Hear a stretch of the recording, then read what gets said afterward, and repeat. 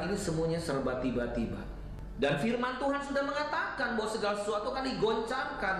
Tentang berakhirnya pandemi ini tidak ada seorang pun yang tahu. Kita tidak bisa memaksa Tuhan harus menghentikan sekarang juga. Tapi kita harus yakin saudaraku bahwa sebagaimana firman Tuhan katakan bahwa Dia membuat segala sesuatu indah pada waktunya. Tuhan mau kita belajar percaya bahwa di tengah-tengah situasi yang sulit, Tuhan adalah Tuhan yang tetap pegang kendali atas kehidupan kita. Apapun keadaan yang terjadi, Tuhan Yesus ada bersama dengan kita. Tuhan yang pernah menolong kita di waktu yang lalu adalah Tuhan yang sama yang menolong kita di hari ini. Hasil akhir bukan di tangan corona. Hasil akhir tetap di tangan Yesus Kristus. Dialah Tuhan yang berdaulat. Dialah Tuhan yang tetap pegang kendali atas kehidupan kita.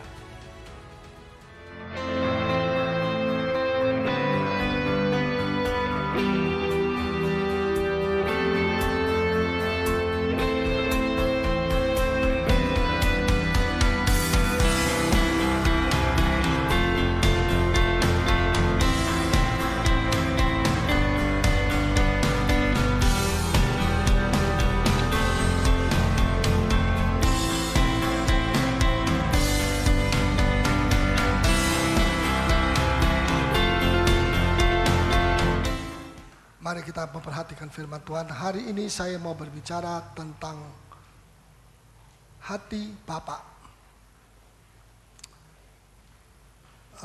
Tuhan gerakkan hati saya untuk bicara soal ini, sebab gereja membutuhkan hati Bapa. Ya, apa itu hati Bapa? Akan saya jelaskan sedikit demi sedikit. Pada tahun 91 atau 92, waktu itu ada KKR seminar di Surabaya dan saya hadir. Yang menjadi pembicara salah satunya adalah McCain, adalah orang Amerika yang hamba Tuhan, seorang nabi yang pernah disuruh oleh Tuhan tidak boleh berkhotbah selama beberapa waktu, tidak boleh pergi keluar untuk menyampaikan firman selama beberapa waktu, dan setelah itu dia diperbolehkan pergi. Dan antara lain saya mendapat kemurahan Tuhan untuk mengikuti ya di Surabaya pada waktu itu. Dan memang dia adalah seorang nabi, bukan dia yang luar biasa, tapi Tuhan yang luar biasa. Ya, kalau dia berkhotbah selesai, dia orang bahasa Inggris, tapi dia bisa ngomong. Di sini ada seorang wanita, namanya dia spell bahasa Inggris ya. Pokoknya hurufnya adalah Indrawati, seorang ibu namanya Indrawati. Dia spell I-N-D-R-A-W-A-T, Indrawati. Pakai baju merah, ya pakai kacamata atau tidak, dia bisa sebutkan satu demi satu. Dan ibu itu memang ada di situ, suruh maju. Ya, dan terjadi banyak hal yang luar biasa Tuhan kerjakan, tapi harganya juga mahal. Ya, kadang-kadang dia berapa tahun tidak boleh berkhotbah dan dia harus berdiam seperti Elia begitu. Oke, pada waktu itu saya ada di situ bersama istri dan saya dengar khotbahnya dia tentang hati Bapa. Ya, hati Bapa itu sangat dibutuhkan. Dia mengatakan sebelum Yesus datang kedua kali, maka hati-hati Bapa dan hati anak-anak itu harus diperdamaikan. Ya, dan dia membacakan di dalam Maleakhi pasal yang keempat. Mari kita baca Maleakhi pasal 4, persis sebelum Matius, ayat 5. Maleakhi 4 ayat 5, tolong bacakan. Sesungguhnya aku akan mengutus Nabi Elia kepadamu. Ya, sesungguhnya aku akan mengutus Nabi Elia. Ini kemungkinan besar bukan Elianya, tapi siapapun orang itu yang sudah disiapkan sebelum dunia dicipta. Dan walaupun dia bukan Elia secara jasmani, namun dia datang dengan roh dan kuasa Elia. Artinya kuasanya seperti persis kuasa daripada Elia. Rohnya persis seperti roh dari Elia. Walaupun dia sendiri secara fisik bukan Elia itu. Ya, terus menjelang datangnya hari Tuhan yang besar Ya. dan dahsyat itu, kapan itu terjadi? Menjelang kedatangan Tuhan yang besar dan dahsyat, bukan kedatangannya yang pertama tapi yang kedua, yang akan terjadi sebentar lagi. Ya, terus maka ia akan membuat hati bapak-bapak Ya. berbalik kepada apa anak-anaknya. tujuannya dia datang diutus oleh Allah? Tidak banyak, tidak membuat mujizat seperti Elia menurunkan api dari langit dan sebagainya, membakar, membunuh 400 nabi-nabi Baal dan sebagainya. Bukan itu. Tapi dia punya satu fokus saja. Apa itu satu? Yaitu membuat hati bapak-bapak berbalik kepada anaknya. Mengapa? Sebab pada akhir zaman Allah melihat ada begitu banyak hati bapak jauh dari anak dan hati anak jauh daripada bapak. Bahkan terjadi pemberontakan dan sebagainya. Ya, dan itu harus diperdamaikan lebih dulu sebelum Yesus datang. Dengan kata lain, kalau ini tidak diperdamaikan, maka Yesus tidak akan datang kedua kali. Terganjal dengan masalah ini. Ya, terus silakan. Dan hati anak-anak kepada bapak-bapaknya, Ya, supaya jangan aku datang Ya. memukul bumi sehingga musnah. ya, supaya jangan aku datang, Tuhan datang bukan memberkati tapi memukul bumi sehingga musnah. Mengapa Tuhan memukul bumi? Karena hati bapak-bapak tidak berbalik kepada anak-anaknya dan hati anak-anak tidak berbalik kepada bapak. Saudara, hati bapak, Paulus berkata, kamu bisa memiliki 10.000 guru, pelatih dan sebagainya. Tapi kamu hanya punya satu bapak.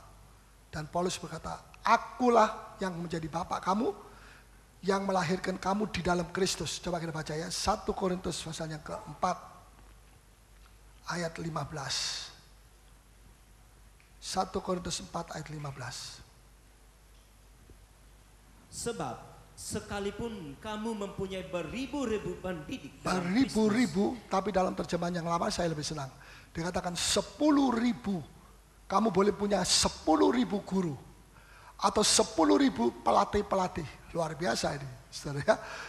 Tapi kamu cuma punya satu bapak. Tidak 10.000 bapak. Ya, sebab yang melahirkan dia bukan 2-3 orang, bukan 10.000 orang melahirkan dia di dalam Kristus. Hanya satu yang melahirkan dia di dalam Kristus. Itulah bapak rohani di sini maksudnya ya. Terus kamu tidak mempunyai banyak bapak, ya, kamu boleh mempunyai banyak guru-guru, tapi kamu hanya mempunyai satu bapak, tidak banyak. Terus karena akulah yang dalam Kristus Yesus ya, telah menjadi bapakmu oleh Injil yang kuberitakan kepadamu. Rasul Paulus tidak sungkan, tidak segan, dia mengatakan terus terang supaya orang Korintus itu yang sering kali suka bingung, ya, didatangi orang ini, orang itu, dia, oh iya goyah, ya, Apolos datang goyah, ya, kemudian terjadi perpecahan-perpecahan di jemaat Korintus. Kenapa? Karena mata hatinya masih buta, dia tidak bisa membedakan antara guru-guru, pelatih-pelatih, ya, dengan bapak.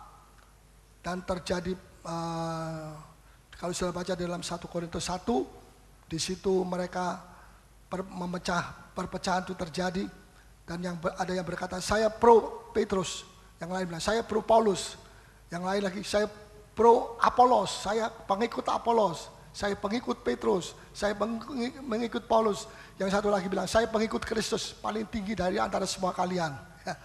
Macam-macam itu bisa sudah baca. Gereja terpecah belah. Kenapa? Tidak punya bapak.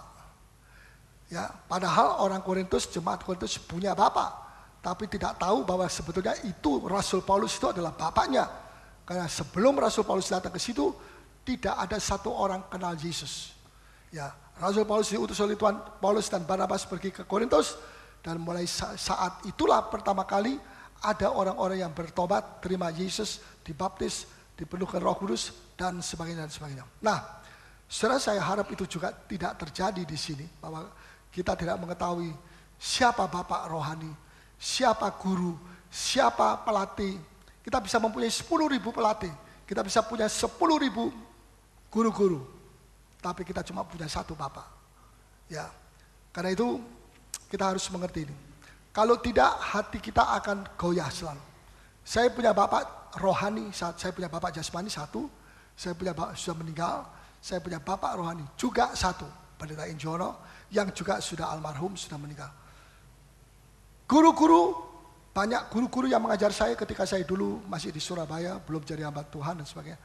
Banyak pelatih-pelatih melatih saya, dan saya hormati dia, saya hargai dia, tapi saya katakan bahwa mereka bukan bapak saya. Nah, ini banyak orang Kristen tidak bisa ngomong begitu. Oh ya, semua puji Tuhan, haleluya. Ya, ini bapak, ini guru, ini semua jadi satu. Kacau. Kita tidak punya mata rohani yang tajam untuk bisa mengerti di mana posisi kita sekarang berada. Ya, sehingga terjadi pro dan kontra, ada yang pro Apolos, ada yang pro Petrus. Semuanya itu yang tidak ada gunanya, hanya memecah belah gereja dan tidak menguntungkan bagi umat Tuhan. Nah, itulah sebabnya saudara, kita harus mengerti lebih dulu hal ini.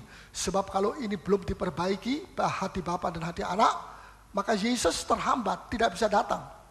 Ya, sebab Tuhan Yesus tidak mau datang sebelum hati Bapak dan anak-anak itu diluruskan kembali kepada hati semula, kepada hati Bapak dan kepada anak-anak.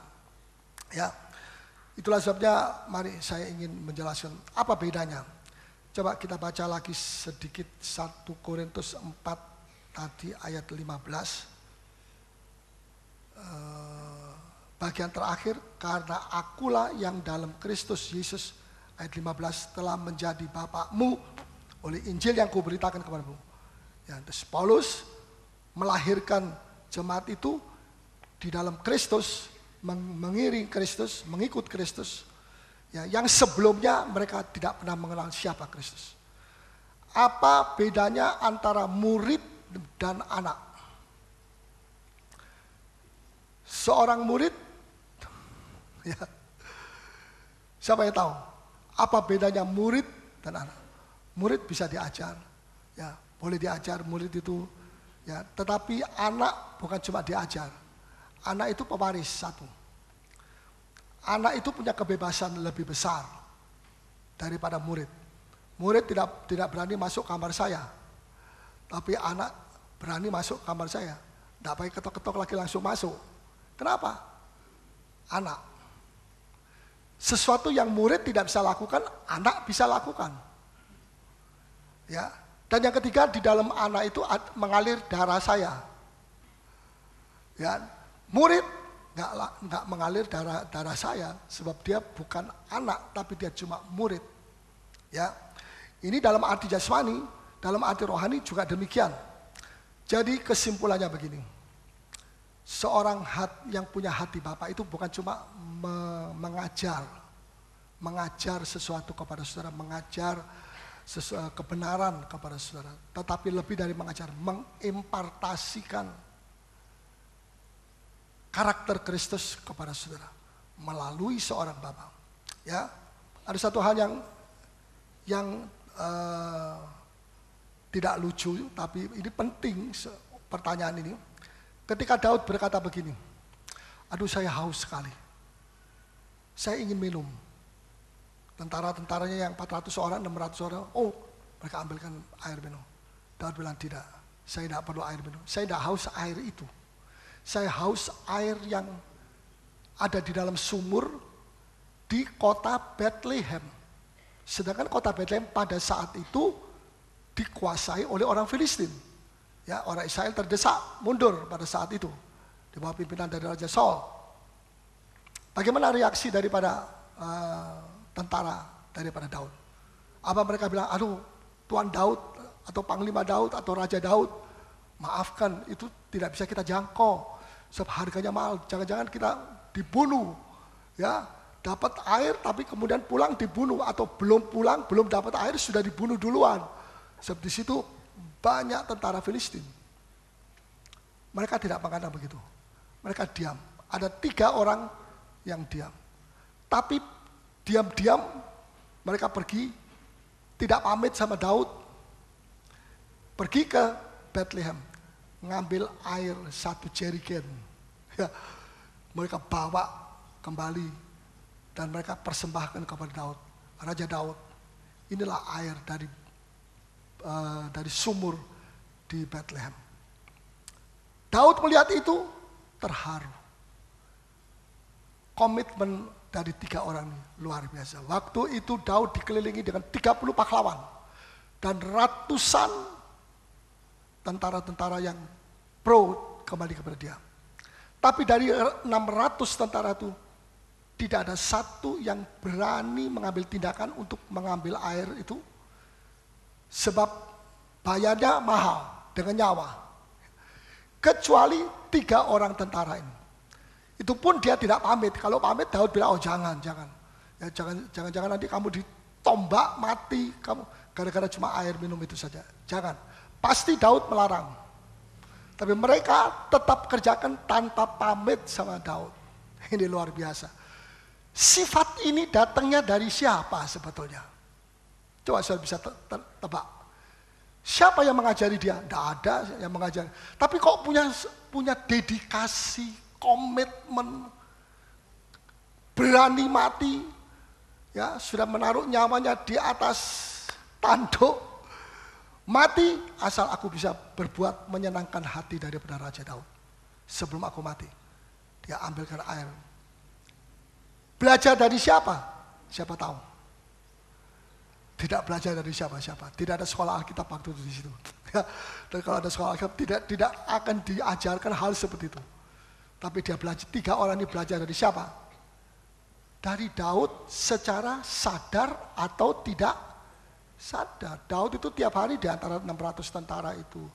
Dan Daud tidak sadar bahwa segala ulahnya dia, segala tindak tanduknya dia, segala gaya hidupnya dia, omongannya dia, pikirannya dia, ya, dan segala sesuatu hidupnya dia sehari-hari itu diamat-amati oleh tentara-tentara itu. Dan mereka secara diam-diam menirukan gaya hidup daripada Daud. Mengempartasikan, ya kalau mengempartasikan benar.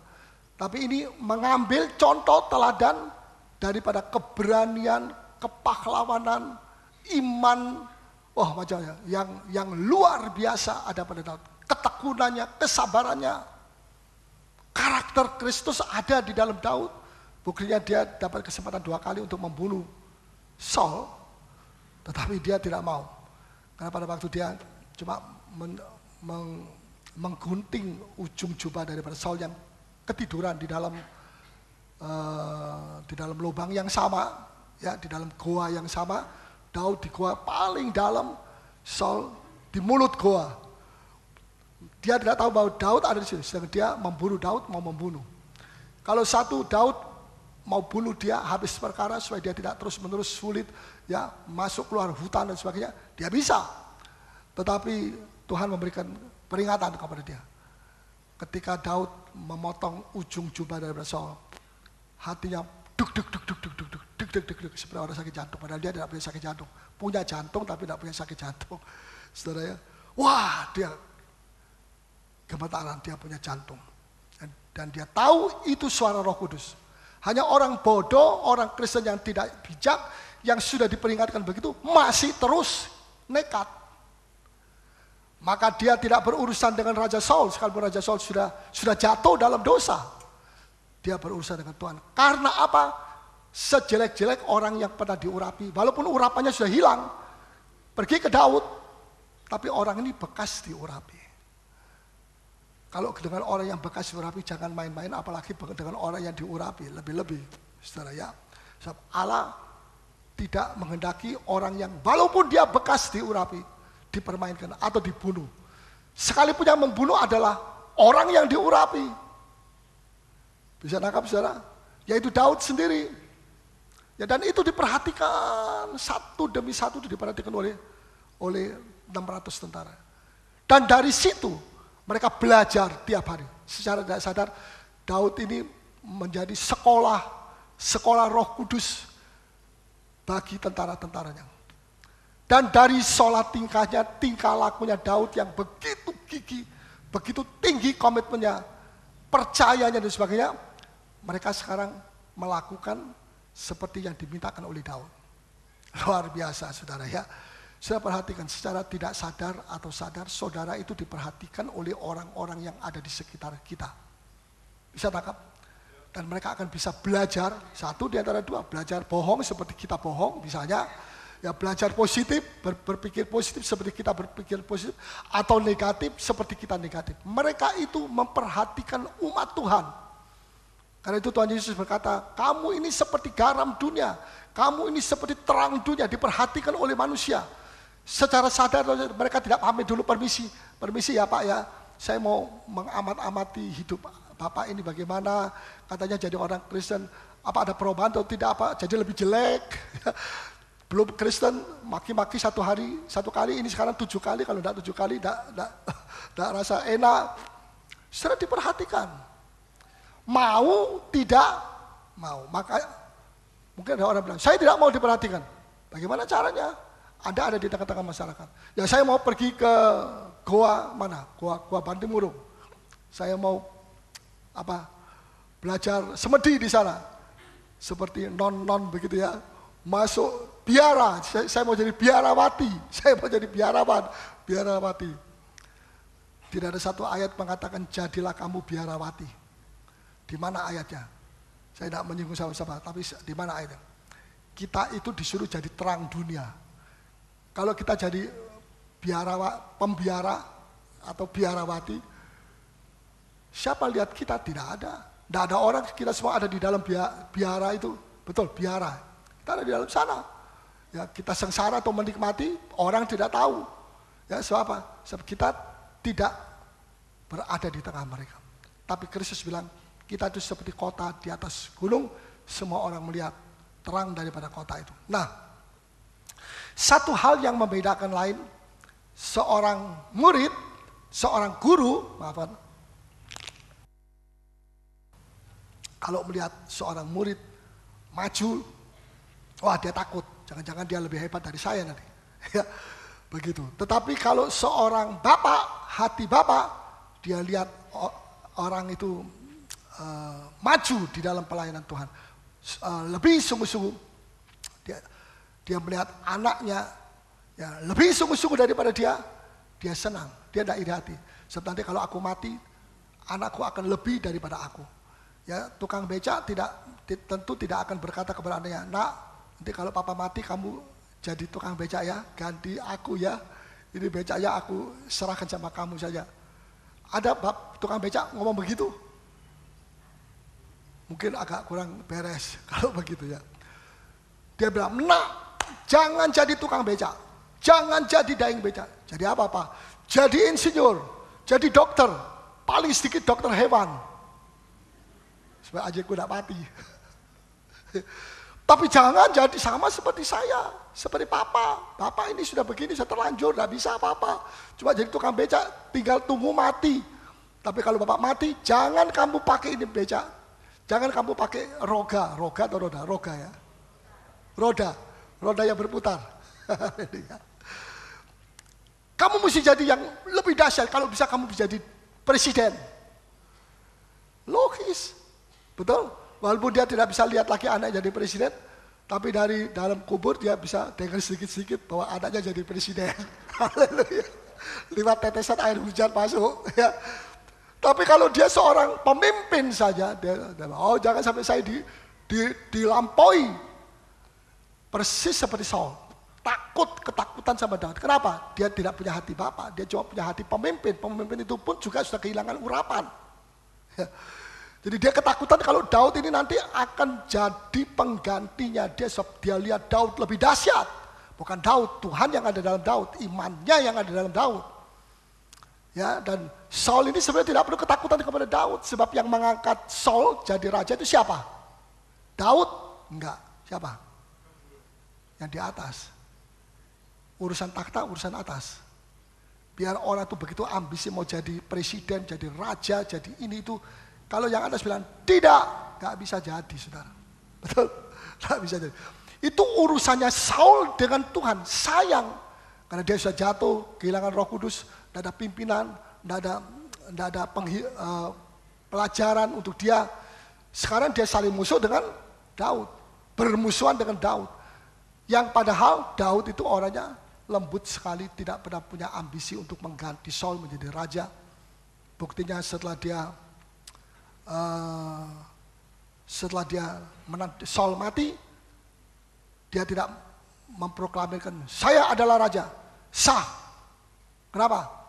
Saya mengganti Saul yang adalah juga mertua saya, mertua saya. Dia diam saja sampai penatua dari suku Yehuda, dari sukunya dia datang minta supaya Daud menjadi raja atas suku Yehuda. Daud bilang, oke, kalau ini dari Tuhan saya terima. Tapi yang 10 suku belum mau. Ini suku dari Saul, ya belum mau. Nggak apa-apa. Bukan kemudian Daud bilang, ayo kita perang sekarang. Kita hancurkan tuh tentara-tentara dari Saul yang masih ada, ya dan sebagainya. Supaya aku tidak menjadi raja atas satu suku saja. Tapi aku menjadi raja atas seluruh suku, 12 suku. Itu bukan hatinya dia. Ya, dia kalau orang berambisi, pasti dia akan lakukan seperti itu. Tapi kerajaan sorga itu bukan dari ambisi, bukan ambisi manusia. Ya, sampai terakhir penatua dari 10 suku datang kepada Daud minta, Tuhan Raja, hanya engkau yang layak menjadi raja kami. Supaya kami tidak terpecah satu suku, 2 suku dengan Benyamin, dan ini 10 suku, ini rajanya sendiri, ini raja sendiri, ini raja juga raja yang lemah, anak atau cucu daripada Saul.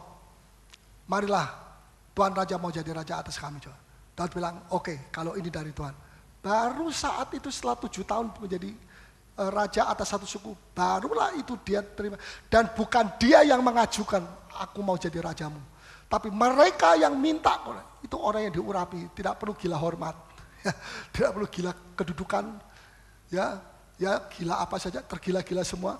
Sebab kalau Tuhan yang menentukan, tidak ada satu orang bisa membatalkan. Amin.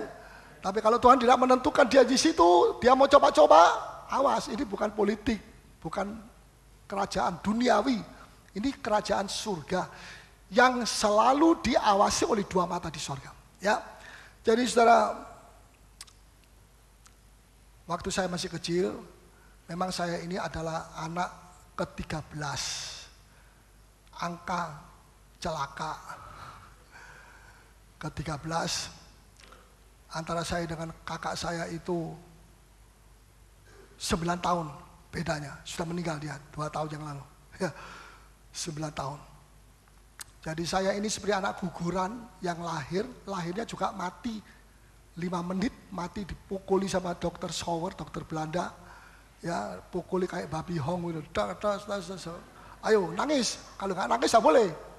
Mati kamu kalau nangis. Akhirnya ya terpaksa ngoe.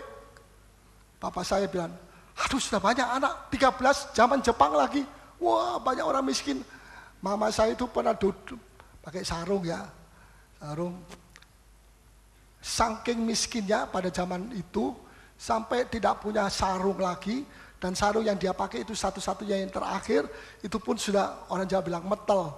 Apa itu metel? Gampang robek, mungkin sudah 1-2 robek. Ya, jadi dia tidak berani berdiri, dia duduk terus kalau di sana ada dingklik namanya, tempat duduk yang pendek. Ya, dia duduk. So kalau dia berdiri, kereta kelihatan semua di belakangnya. Ya, lagi pula pada zaman itu tidak ada babysitter. Ya, jadi yang jadi babysitternya ya mama saya sendiri, papa, ya saudara-saudara yang tua-tua, yang lebih tua jadi babysitter. Ya, dan saya bisa menerima bahwa anak sudah 13 begitu banyak, mau ditambah lagi anak 12. Ya. Antara saya dengan saudara saya itu banyak yang digugurkan, gugur. Ya, waktu itu belum mengerti bahwa pengguguran itu adalah pembunuhan. Itu berdosa di hadapan Tuhan. Tetapi karena tidak mengerti, ya Tuhan ampuni. Yang sudah mengerti jangan lakukan. Ya. Sebab itu pembunuhan. Jabang itu sudah ada di dalam perut ibu kandungan, itu sudah pembunuhan kalau dibunuh. Ya, dan papa saya ya bilang, ya dokter bilang begini, Tuhan pilih satu di antara 2. Nyonya atau anak. Nggak bisa pilih 2-2. Wah, kejam sekali nih dokter Skowar ini. Kenapa dokter? Nanti saya akan tarik dengan tang. Mungkin dia ambil tang dari bengkelnya sendiri. Dia tarik, ayo keluar Paulus kecil. Itu dia saudara ya. Keluar, tapi saya mati. Dokter saya bilang, kalau Tuhan pilih nyonya, anak akan mati. Sebab tak peduli kena tangnya di mana, di sininya atau di hidungnya, tarik, ya rusak, berdarah, tak peduli. Pokoknya ibunya yang mesti diselamatkan. Tapi kalau Tuhan pilih anak yang diselamatkan, ya siap-siap aja beli peti mati. Sebab akan saya usahakan anak tidak mati, sekalipun bayarnya mahal, ibu yang mati. Ternyata dua-dua tidak mati. Saya lahir, luar biasa saudara ya. Tapi papa saya bilang begini, oke, kalau memang saya tidak bisa digugurkan, yang satu tidak bisa digugurkan. Kalau Tuhan bilang ini yang satu tidak boleh digugurkan, karena aku mau pakai dia, dari satu dokter, 1000 dokter Skowar juga tidak bisa membunuh saya saudara ya. Nah, kemudian papa saya menyerah, ya oke, boleh saja melahirkan lagi anak yang terakhir, anak yang ke-13. Tapi saya mau minta perempuan. Kenapa? Sebelum saya itu laki, semua tentara laki, ada 5 atau 6 laki semua. Tuhan bilang, papa saya bilang, kalau begitu sekarang saya minta perempuan. Ya, tapi siapa yang ngomong ya saya tidak tahu. Biasanya orang Tionghoa itu begini, kalau mau anaknya mau perempuan, dia beli perhiasan kalung ini. Kalau orang India di sininya matanya dikasih disiapkan bros, cincin apa semua supaya yang keluar perempuan. Ketika itu ditaruh di sebelahnya mamanya, yang keluar laki-laki. Haleluya. Saudara, untuk kalau laki namanya Paulus, kalau enggak saya namanya Paula. Atau Paulin. Dan saya tidak berdiri di sini, saudara. Bukan istri saya berdiri di sini. Ya, bapak saya menyesal. Wah, laki-laki, bosan aku. Tetapi jalanmu bukan jalanku. Jalanmu bukan jalanku. Kehendakmu bukan kehendakku. Luar biasa. Saudara ya. Jadi saya itu lebih dekat dengan mama karena papa sudah tua. Ya, sudah tua, old man ya, sudah tua. Nah, jadi saya ini anak yang mestinya mati, nggak mati. Mestinya ditebus dengan mama mati, tapi mama juga nggak mati. Ini kemurahan Tuhan yang besar. Semua yang dikatakan dokter, mama mesti mati. Kalau anak, semua teorinya dokter, nggak ada satu yang jadi. Karena ada dokter di atas segala dokter di sorga sana. Ya. Karena itu saya itu pada waktu masih kecil tahun 60-an di Surabaya, tahun 50-an 60-an. Kalau berdoa tidak pernah saya mengatakan Bapak yang di sorga. Bapakku. Selalu saya sebut Yesus, Yesus. Satu waktu ada satu teman-teman kaum muda, ya, dia jengkel sama saya. Kamu tuh Paulus kalau ngomong kok selalu Yesus, Yesus, Yesus. Bapak dong, aku datang, Bapakku, itulah kita datang kepada Bapak melalui nama Yesus Kristus. Jadi kalau kita datang, Bapak aku datang dari nama Petrus, didengar apa tidak? Dengar tapi tidak diterima. Petrus, di mana ayatnya bahwa Petrus ini adalah penebus, juru selamat.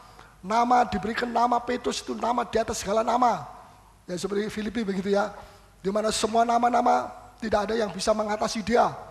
Semua lutut akan menyembah kepada dia. Tidak ada. Jadi saudara jangan coba-coba datang kepada Bapak. Bapak aku datang kepadamu dalam nama Thomas. Oh Thomas yang suka bimbang itu. Lebih-lebih lagi tidak bisa. Ya.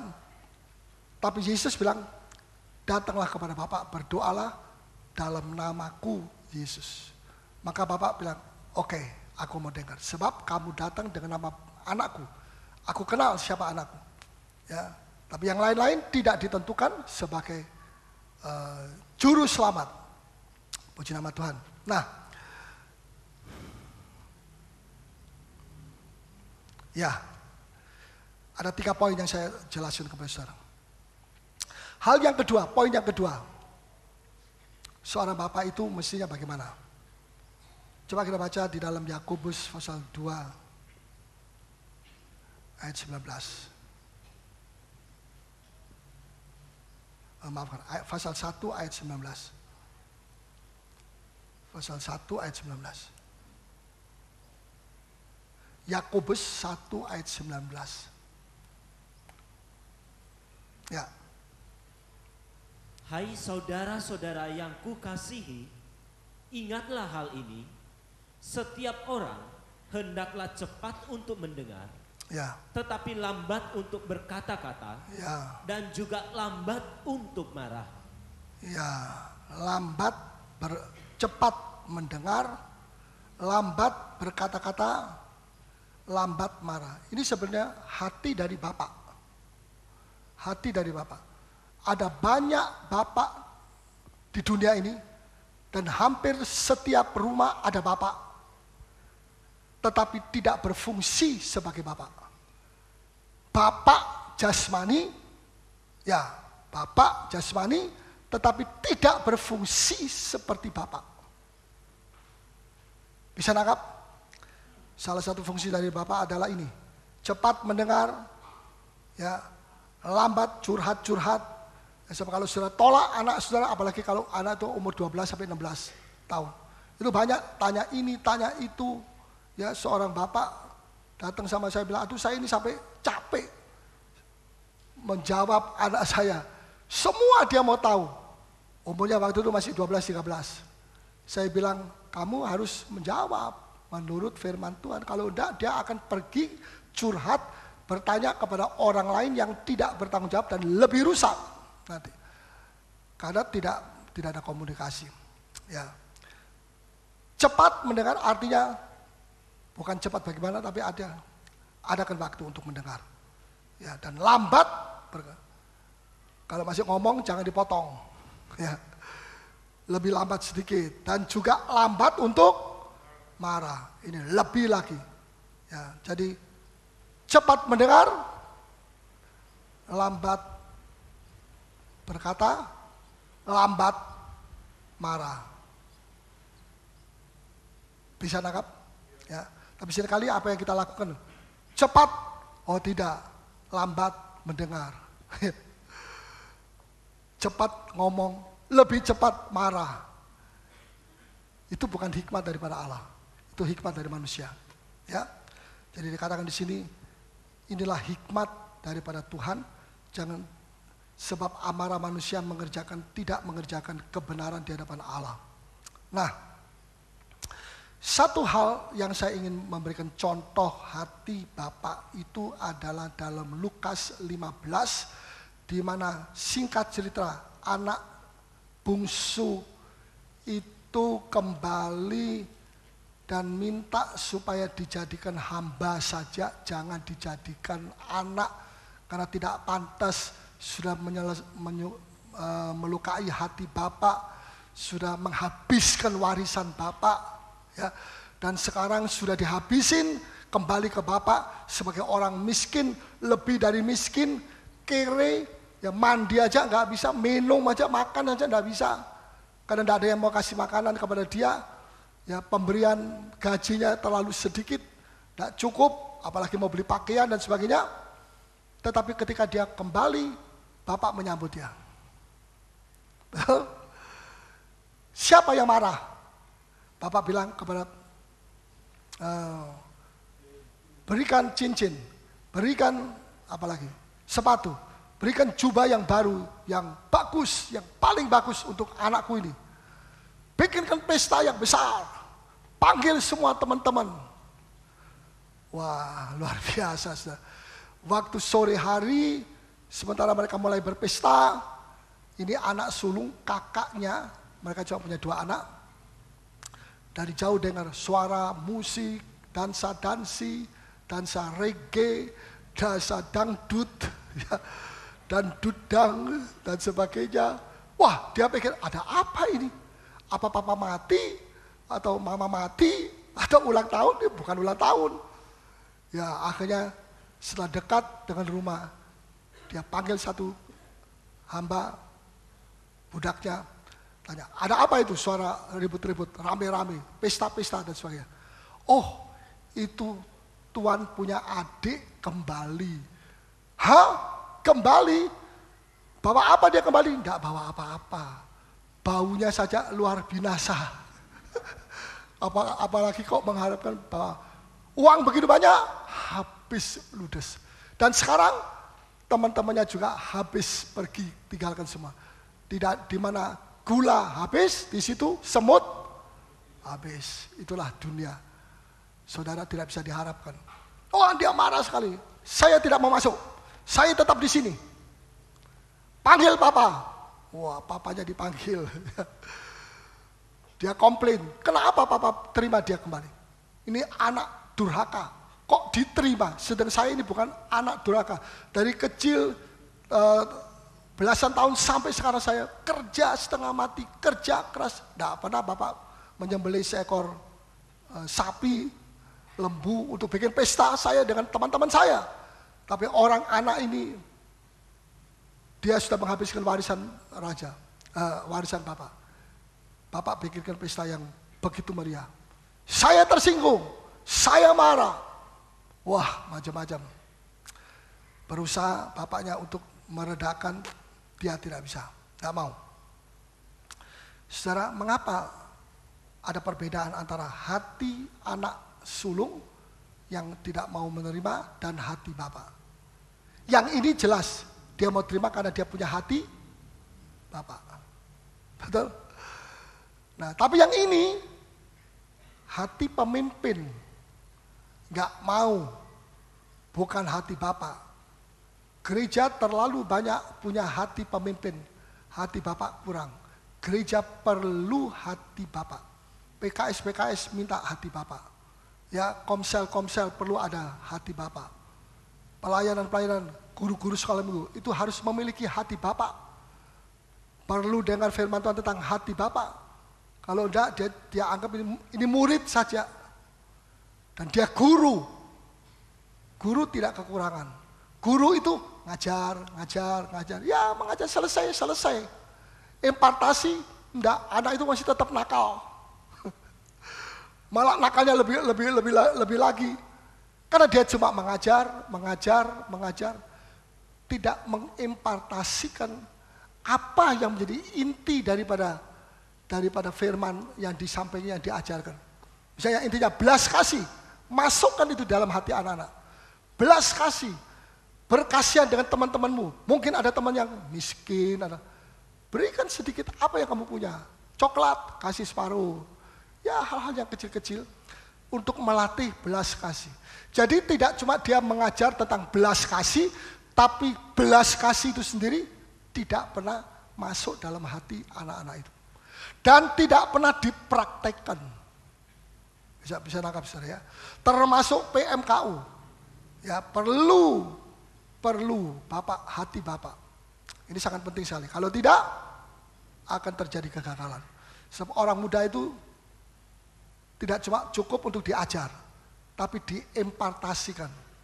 Komitmen, iman, impartasikan. Ya, tekun, sabar, impartasikan. Punya visi, ya, setia. Itu perlu diimpartasikan. Kalau enggak, banyak orang Kristen sekarang tidak setia. Bosan. Nah, kalau orang itu saya ngomong bosan, apalagi saudara tidak ada sesuatu. Melayani bosan, khotbah bosan, menyanyi bosan.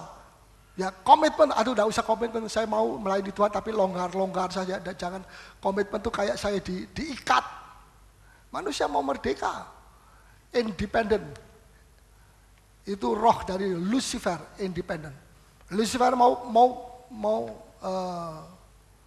berontak, mau merdeka, tidak mau diatur oleh Allah. Sebab dia melihat kemuliaannya dia luar biasa.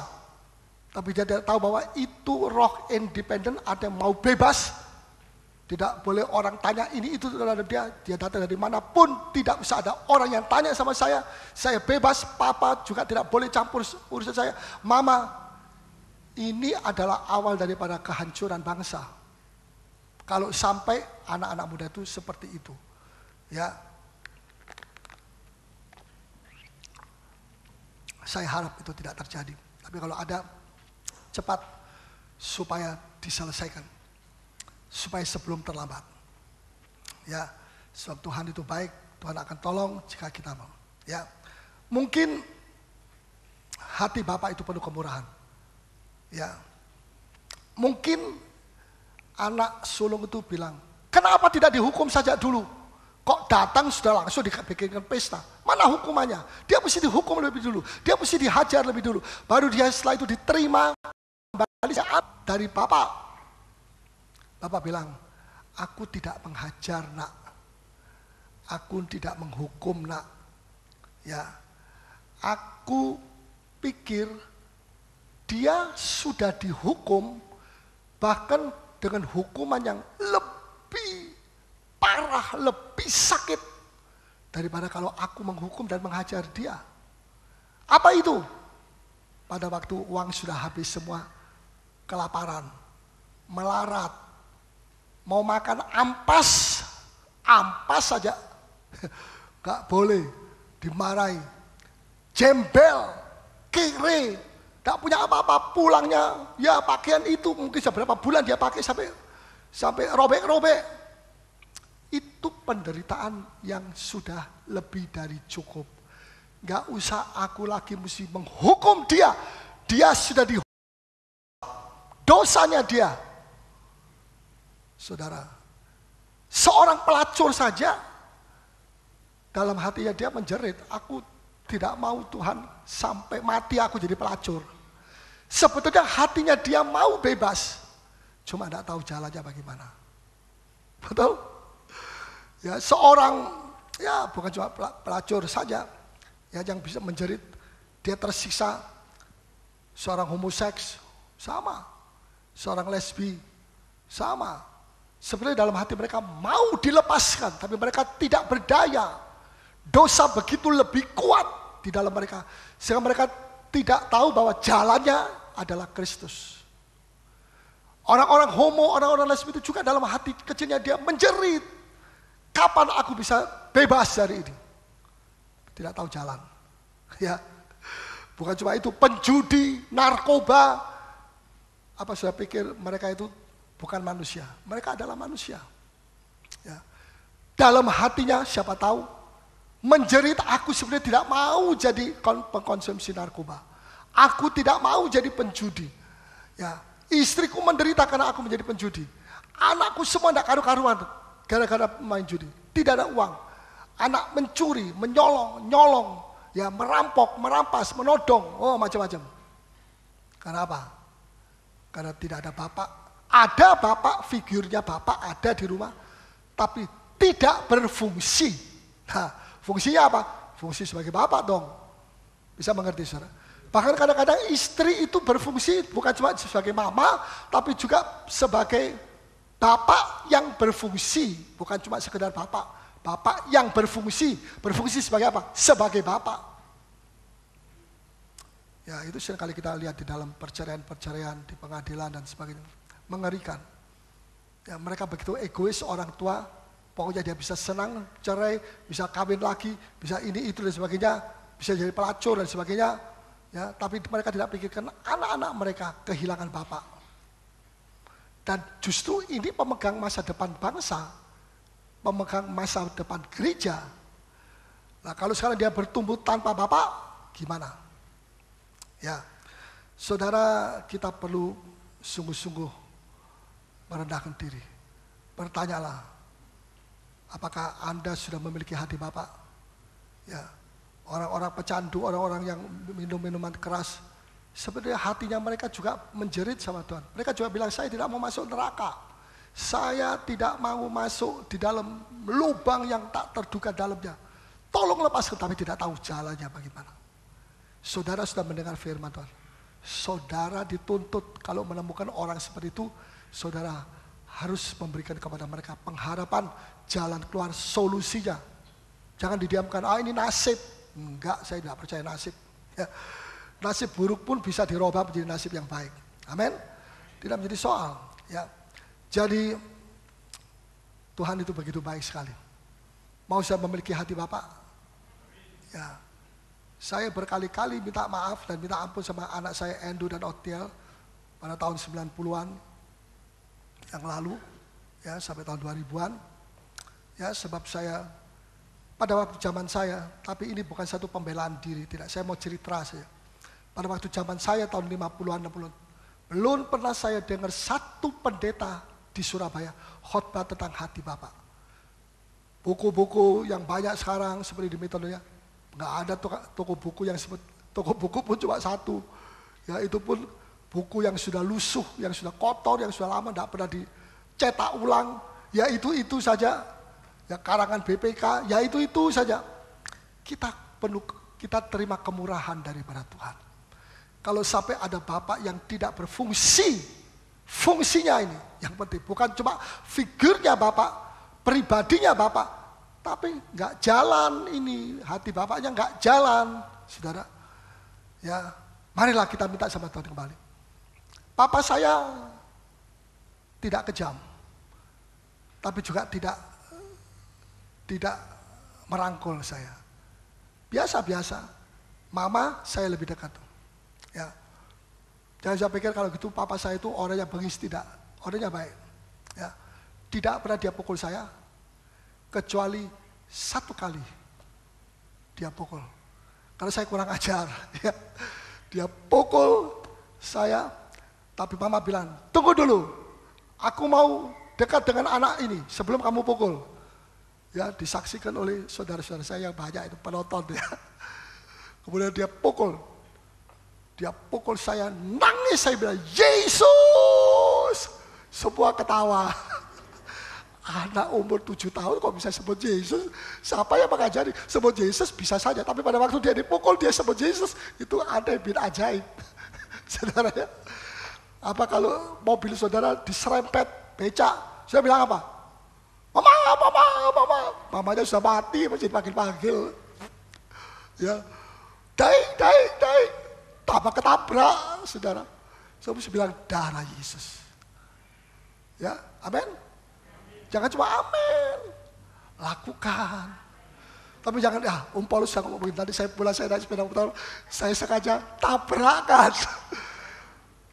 Mati saudara, kalau ditabrakkan, mati, masuk neraka. Jangan, bukan itu maksud saya. Ya, jadi marilah kita memiliki hati Bapa. Saya belajar memiliki, dibentuk menjadi hati Bapa. Itu saya belajar. Ya, jadi ini bukan sekedar orang laki saja. Khotbah ini untuk orang pria saja. Saya kan perempuan. Saya kan bukan bapak, saya ibu. Saya ingin dengar nanti lain kali Paulus khotbah tentang hati ibu. Oke, jika Tuhan izinkan. Ya, tapi seorang wanita bisa juga punya hati Bapa. Ya, hati Bapa itu satu fungsi sebetulnya. Dulu kalau saya pimpin rapat dengan staf saya, ya, saya ini orangnya keras, ya. Untung saya tidak menikah dengan istri saya yang keras. Kalau cari jodoh jangan cari yang keras kalau saudara keras. Sebab kalau keras kawin sama keras, anaknya kalah. Aduh, anak ini kok bisa keras kayak begini? Kenapa mesti tanya begitu? Tidak usah tanya sama anaknya, tanya sama dirimu.